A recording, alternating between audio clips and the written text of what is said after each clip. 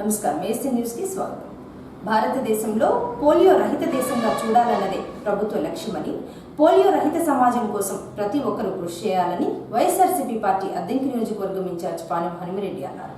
అద్దంకి వ్యవసాయ market yard కార్యాలయం ఆవరణలో పల్స్ పోలియో కేంద్రాన్ని ఏర్పాటు చేయగా ఇన్ఛార్జ్ హనుమిరెడ్డి హాజరయ్యారు. ముందుగా చిన్నారులకు పల్స్ పోలియో చుక్కలు వేశారు. మోదాపల్లి పిహెచ్సి పరిధిలో ఎంతమంది చిన్నారులు ఉన్నారో వైద్యులను అడిగి తెలుసుకున్నారు. ఈ సందర్భంగా హనుమిరెడ్డి మాట్లాడుతూ, ప్రతి సంవత్సరం భారతదేశ ప్రభుత్వం పల్స్ పోలియో కేంద్రాలు ఏర్పాటు చేసి అప్పుడే పుట్టిన పిల్లల దగ్గర నుంచి 5 సంవత్సరాల లోపు వయసు కలిగిన పిల్లలందరికీ తప్పనిసరిగా పల్స్ పోలియో చుక్కలు వేయించాలన్నారు. పిల్లలకు పల్స్ పోలియో చుక్కలు వేయించడం వలన పోలియో వ్యాధి అనేది రాకుండా నివారించవచ్చని, భారతదేశాన్ని పోలియో రహిత దేశంగా చూడాలన్నదే అందరి ఉద్దేశమని 4-5 తేదీలలో కూడా పల్స్ పోలియో చుక్కలు వేయడం జరుగుతుందన్నారు. పల్స్ పోలియో కార్యక్రమంలో భాగంగా అద్దంకి మార్కెట్ యార్డ్లోకి రావడం జరిగింది. ఈ పల్స్ పోలియో కార్యక్రమం వచ్చేటప్పటికి చాలా ప్రతిష్టాత్మకంగా చేస్తూ ఉన్నారు. గతం నుంచి కూడా ఈ రోజున 3వ తేదీన చేస్తున్న పల్స్ పోలియోలో అందరూ కూడా పిల్లలందరూ కూడా పోలియో డ్రాప్స్ వేయించుకొని అంగవైకల్యం రాకుండా కాపాడుకోవాలని చెప్పి తెలియజేస్తూ ఉన్నాను. అదేవిధంగా ఎవరికైనా కుదరని పక్షంలో, ఇక్కడ రావడం కుదరని పక్షంలో మీ ప్రాంతంలో అందరూ కూడా తల్లి వేయించుకోవచ్చు. ఇంకా కుదరకపోతే 2-3 రోజుల్లో మీ ఇళ్ళకు వచ్చి మీ పిల్లలకి ఏ ఇబ్బంది రాకుండా, ఏ అంగవైకల్యం రాకుండా పల్స్ పోలియో డ్రాప్స్ వేసి మీ పిల్లలు ఆరోగ్యంగా హెల్తీగా ఉండటానికి మన గవర్నమెంట్ వారు చాలా ప్లాన్ చేస్తూ ఉన్నారు. కాబట్టి మీరందరూ కూడా ఈ పల్స్ పోలియో కార్యక్రమాన్ని విజయవంతం చేయాలని చెప్పి కోరుకుంటూ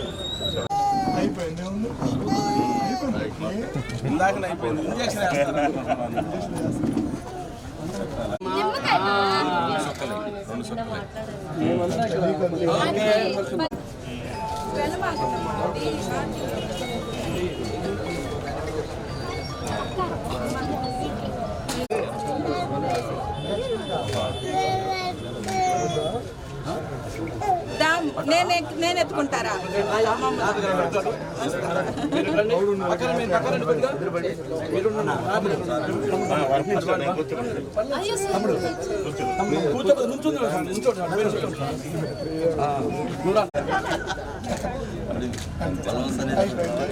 ఊరకట్ట పెట్టి ఇది చూడండి, ఇది వేయకుండా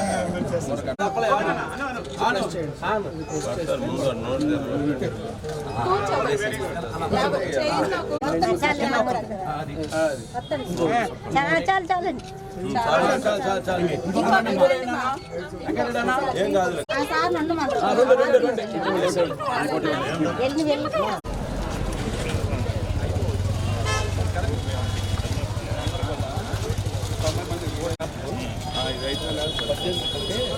మన వాళ్ళని పాస్వర్డ్ చేసి భోజనాలు కూడా ఎడికి తెప్పింది.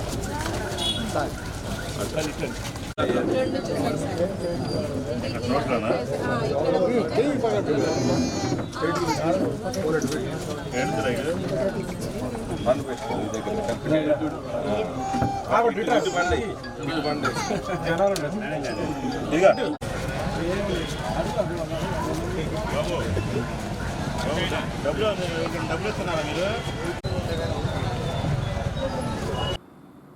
మాదిగ జాతికి ద్రోహం చేసే జగన్ను చిత్తుగా ఓడించాలని 2019 ఎన్నికల సమయంలో మాదిగలకు జగన్ ఇచ్చిన హామీలు ఎక్కడ అమలు చేశారని ఎంఆర్పీఎస్ వ్యవస్థాపక అధ్యక్షులు మందా కృష్ణ మాదిగ అన్నారు. అద్దంకి పట్టణంలోని స్థానిక బంగ్లా రోడ్లో శనివారం రాత్రి ఎంఆర్పీఎస్ ప్రకాశం జిల్లా ఉమ్మడి మహాసభను ఏర్పాటు చేయగా ముఖ్య అతిథిగా మందా కృష్ణ మాదిగ హాజరయ్యారు. ముందుగా భవానీ సెంటర్ నుంచి ర్యాలీగా బయలుదేరి అంబేద్కర్ విగ్రహం వద్దకు చేరుకున్నారు. అంబేద్కర్ విగ్రహానికి పూలమాలలు వేసి నివాళులర్పించి సభను ప్రారంభించారు. ఈ సందర్భంగా కృష్ణమాదిగ మాట్లాడుతూ, మాదిగ జాతి చైతన్యం కోసం 6 దశాబ్దాలుగా పోరాటం జరుగుతుందని, ఎస్సీ వర్గీకరణకు సమాజంలోని అన్ని వర్గాల ప్రజలు అనుకూలంగా ఉన్నారన్నారు. గతంలో చంద్రబాబు నాయుడు ప్రభుత్వం ఎస్సీ వర్గీకరణ చేసిన సమయంలో 22,000 మంది మాదిగలు ఉద్యోగాలు పొందారన్నారు. ఆయా రాజకీయ పార్టీలు ఆయా పదవుల ఆశ చూపి ఎస్సీ వర్గీకరణకే కట్టుబడి పోరాటం చేసిందన్నారు. రాజశేఖర్ రెడ్డి కూడా ఎస్సీ వర్గీకరణకు మద్దతు తెలియజేశారని, అయితే జగన్మోహన్ రెడ్డి వారి వైఖరి తెలియజేయాలన్నారు. పరిష్కారం కావద్దా? పరిష్కరించడానికి సహకరించిన వాళ్ళకి సహకరిద్దామా? పరిష్కరించడానికి అడ్డు సంవత్సరం వాళ్ళు సహకరించామా? బానిసలమా?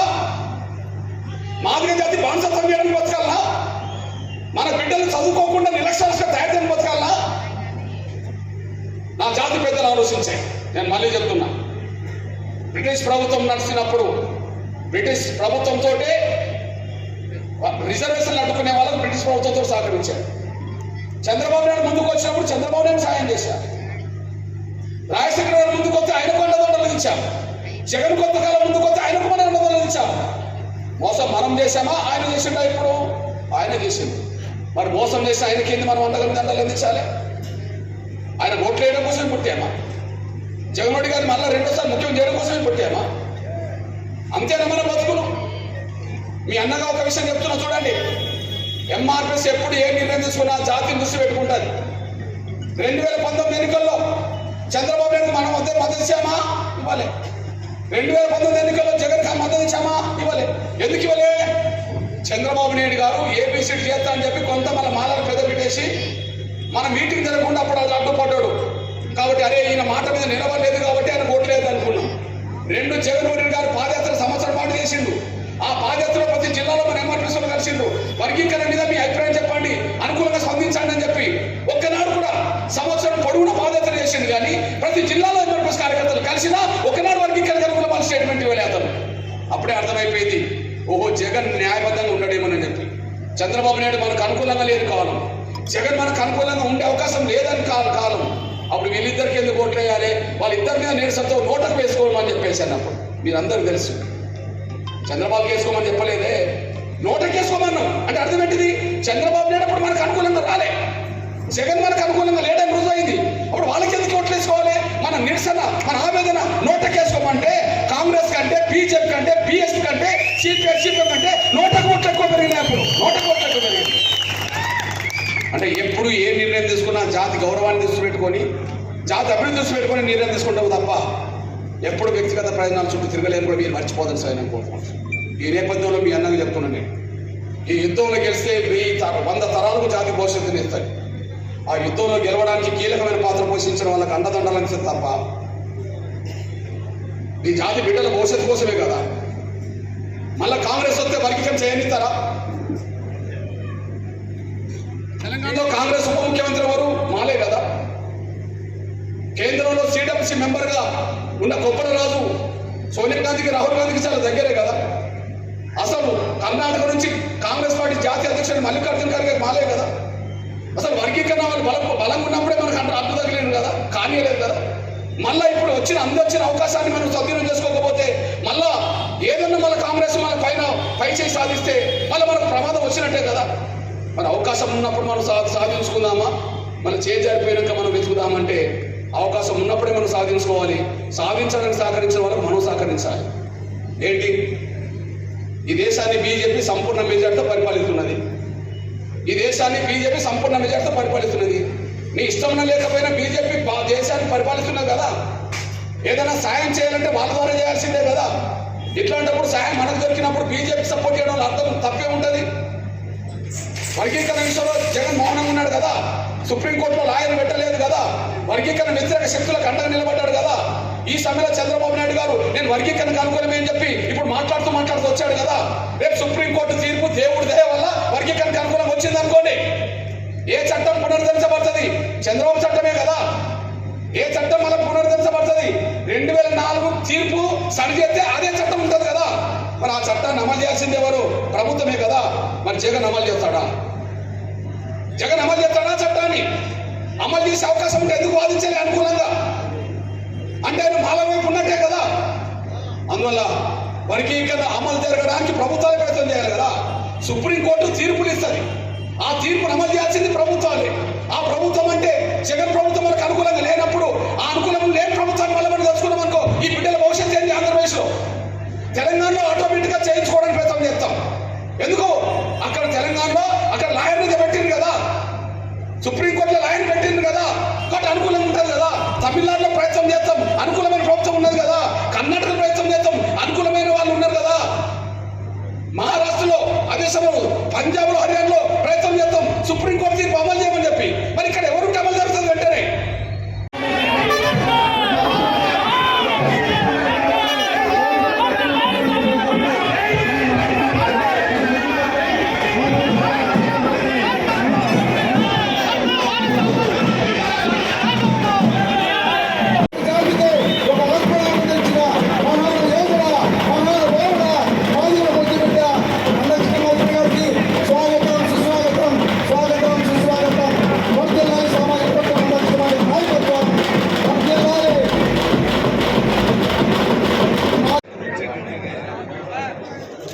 తదుపరి అసిస్టెంట్ మోర్చా అధ్యక్షుడు లక్ష్మణ్ గారు ముందుకొస్తారు.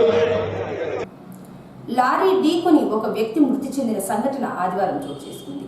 అద్దంకి పట్టణంలోని రవి బార్ అండ్ రెస్టారెంట్ నందు విజయ్ అనే యువకుడు మద్యం సేవించి ద్విచక్ర వాహనంపై వేగంగా రావడంతో అదే సమయంలో లారీ వేగంగా వస్తుండటంతో విజయ్ అక్కడికక్కడే మృతి చెందాడు. విషయం తెలుసుకున్న పోలీసులు స్పాట్కు చేరుకొని ప్రమాదం జరిగిన ప్రాంతాన్ని పరిశీలించి మృతదేహాన్ని అద్దంకి ప్రభుత్వ వైద్యశాలకు తరలించారు. పోలీసులు కేసు నమోదు చేసి దర్యాప్తు చేస్తున్నారు. లారీ డ్రైవర్ను అదుపులోకి తీసుకుని స్టేషన్కు తరలించారు.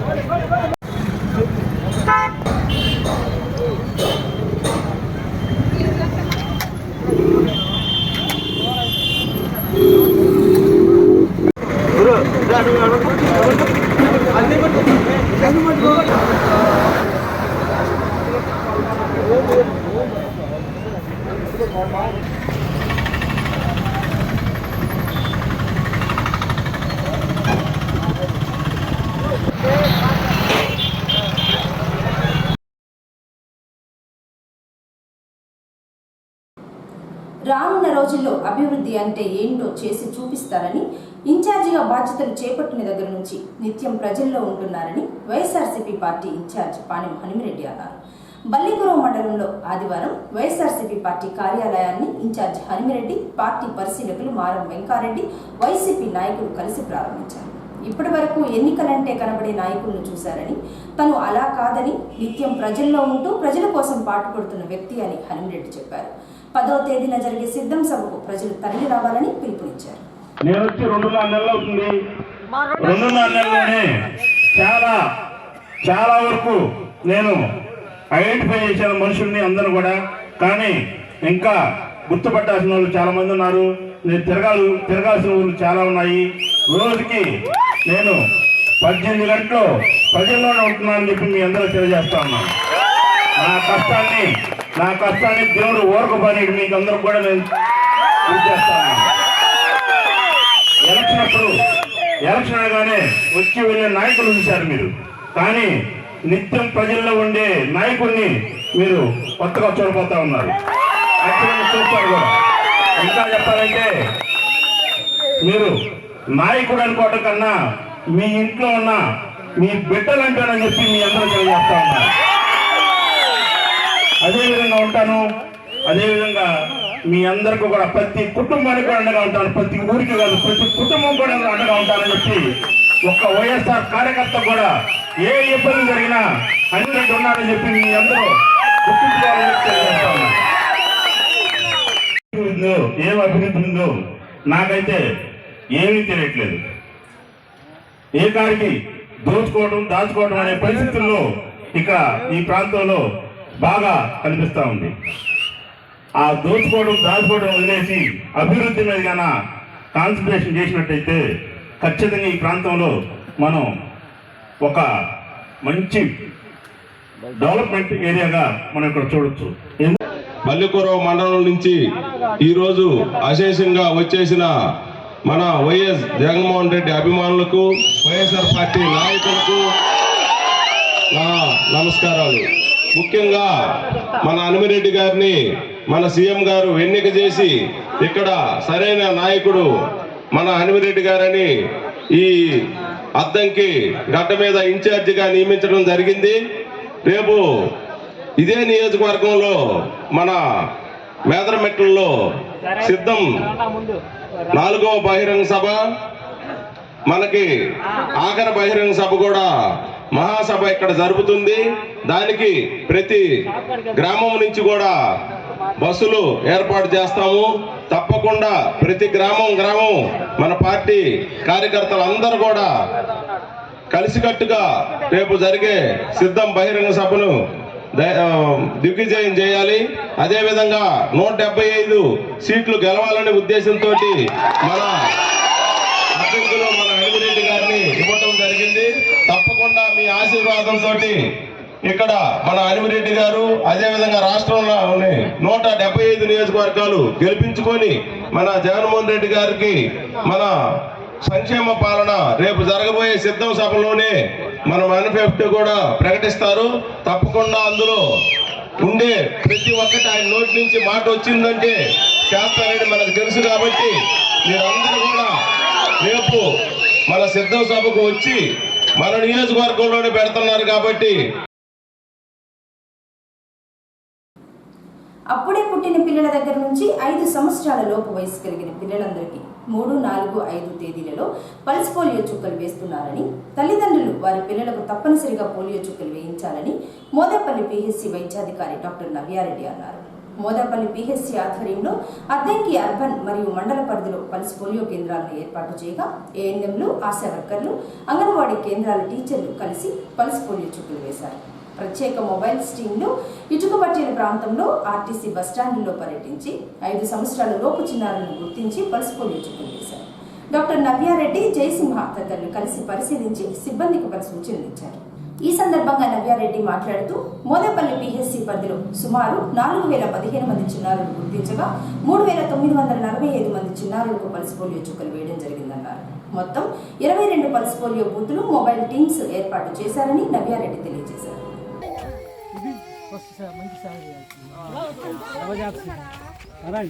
వీడియో తీ అబ్బాయి సార్, హర్ష సార్ రండి రండి సార్.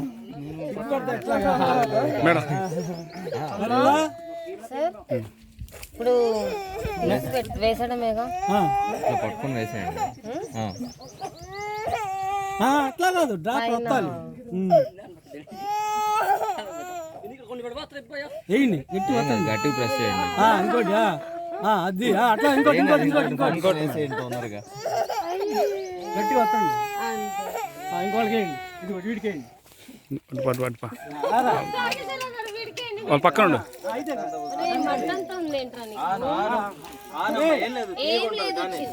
చూడు క్యాండీలా ఉంటాయి, చాక్లెట్.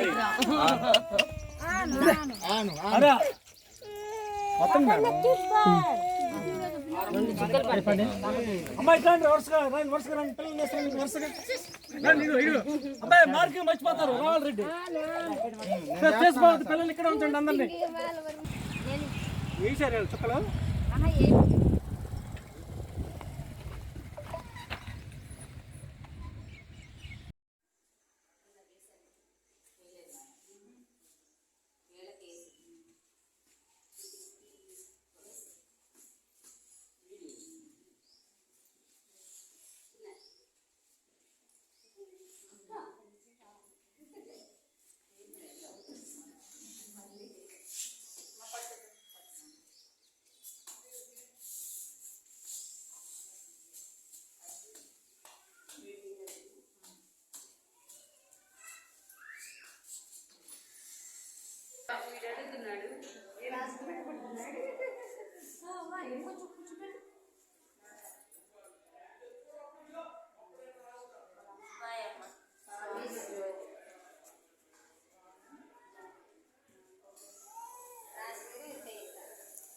నాగ చైత్ర.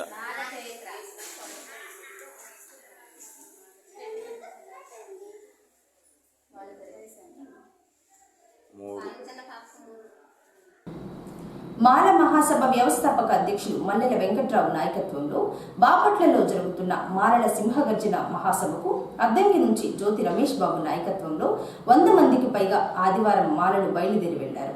వాహనాలను జ్యోతి చంద్రమౌళి దేవపాలన జెండా ఊపి ప్రారంభించారు. మాలలు మాదిగలు వేరువేరుగా ఉద్యమాలు చేసుకుని పలచబడ్డం మంచిది కాదని, ఐక్య ఉద్యమాలు చేసి హక్కుల కోసం పోరాడాలని పిలుపునిచ్చారు.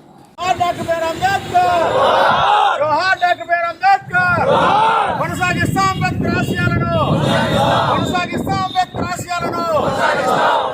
వర్ధిల్లాలి మాలల ఐక్యత, వర్ధిల్లాలి మాలల ఐక్యత. జయప్రదం చేయండి మాలల సింహగర్జన సభను, జయప్రదం చేయండి మాలల సింహగర్జన సభను. జై భీమ్, జై భీమ్, జై భీమ్. వర్ధిల్లాలి మాలల ఐక్యత, వర్ధిల్లాలి మాలల ఐక్యత, వర్ధిల్లాలి మాలల ఐక్యత, వర్ధిల్లాలి మాలల ఐక్యత. జయప్రదం చేద్దాం మాలల సింహగర్జన సభను.